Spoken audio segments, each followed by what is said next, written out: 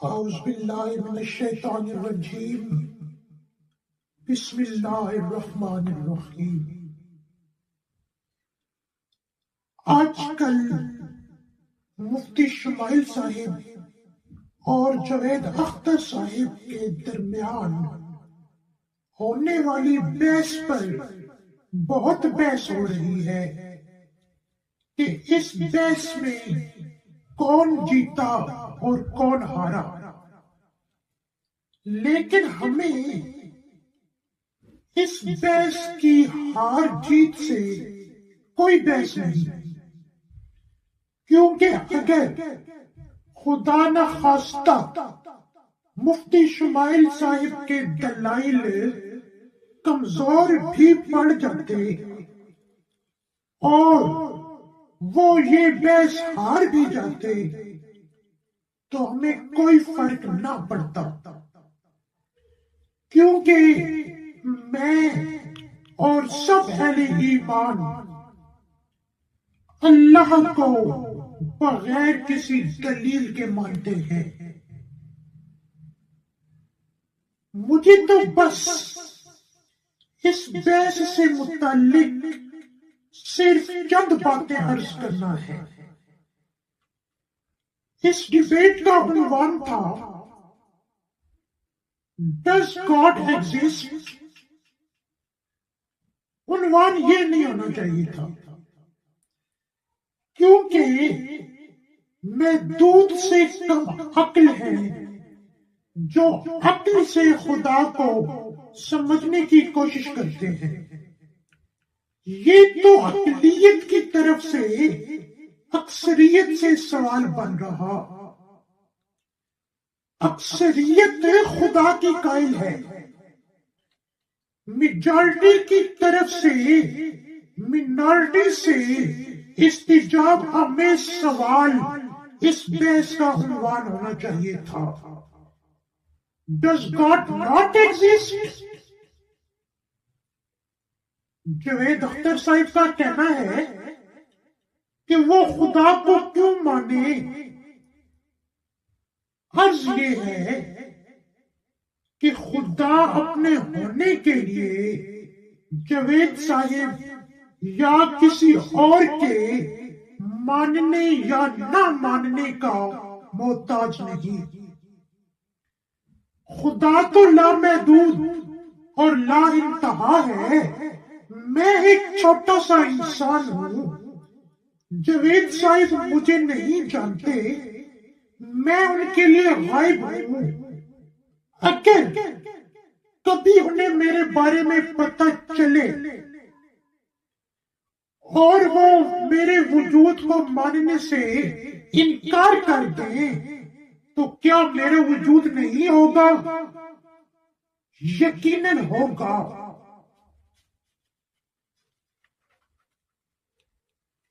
جب میں اپنے ہونے کے لیے جوید صاحب کے علم میں آنے کا اور ان کے ماننے کا محتاج نہیں تو خدا ان کے ماننے کا محتاج کیسے ہو سکتا ہے؟ جوید صاحب نے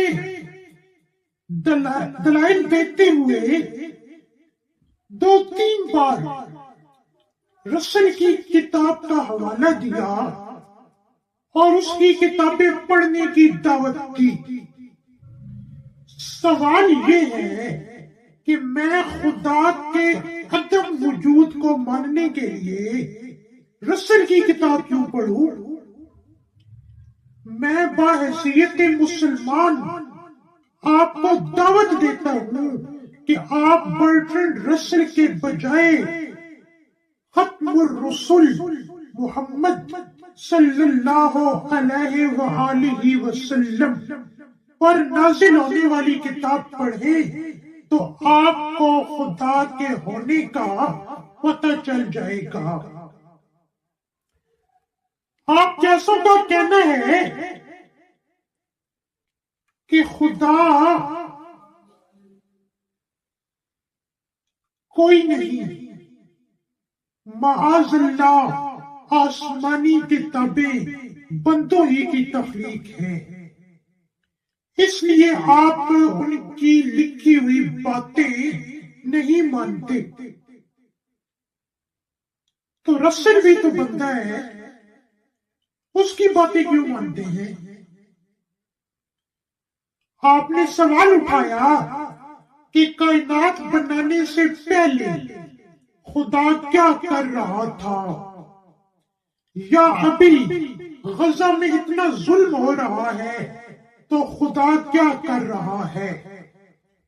تو عرض یہ ہے کہ خدا نخواستہ اگر آپ سچے ہیں اور خدا کوئی نہیں ہے تو پھر تو مرنے کے بعد میں اور آپ سب برابر ہیں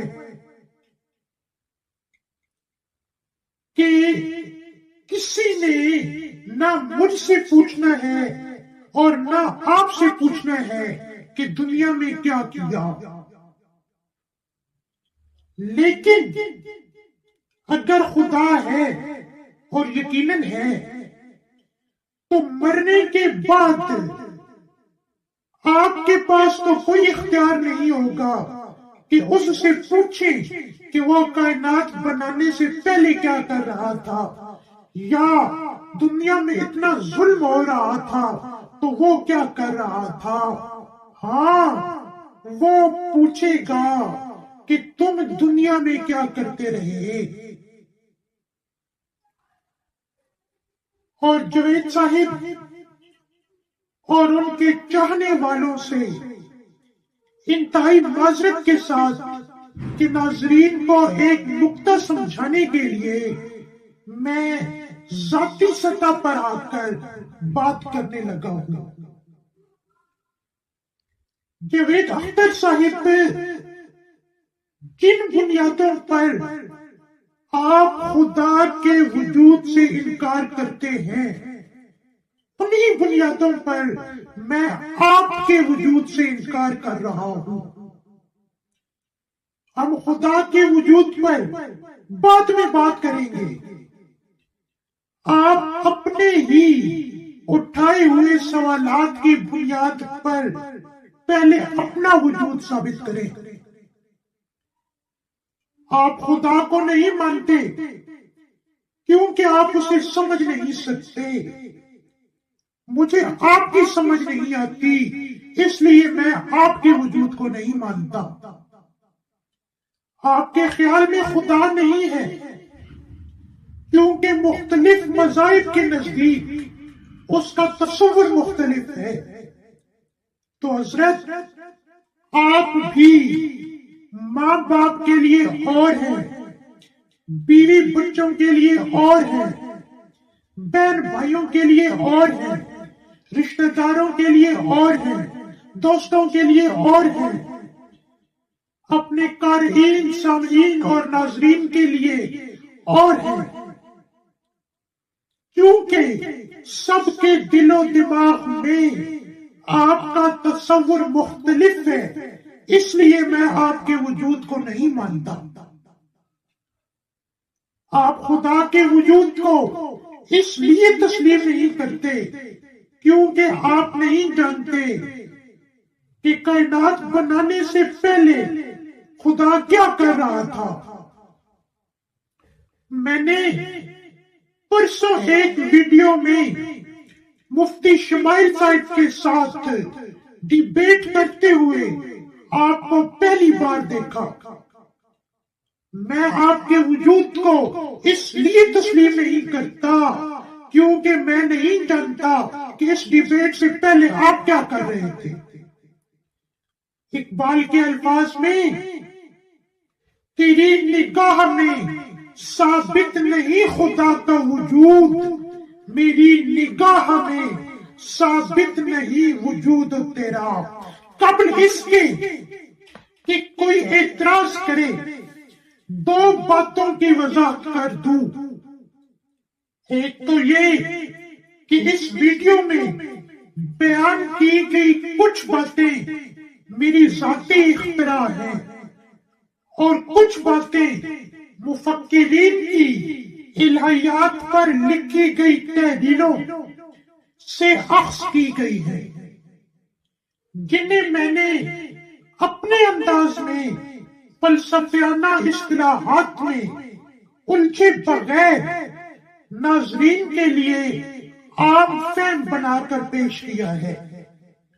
دوسرا یہ کہ الہیات آج کا موضوع نہیں، صدیوں پرانا موضوع ہے جس پر بہت کچھ لکھا جا چکا، لیکن ہمیں ذات الہی کو سمجھنے اور اس پر بحث کرنے کے بجائے احکام الہی پر عمل کرنا چاہیے، کیونکہ الہیات میں الجھانا بھی ایک شیطانی حربہ ہے۔ اقبال کے الفاظ میں آج کے مسلمان سے شیطان تو چاہتا ہی یہی ہے کہ ہے یہی بہتر الہیات میں الجھا رہے، یہ کتاب اللہ کی تعویلات میں الجھا رہے۔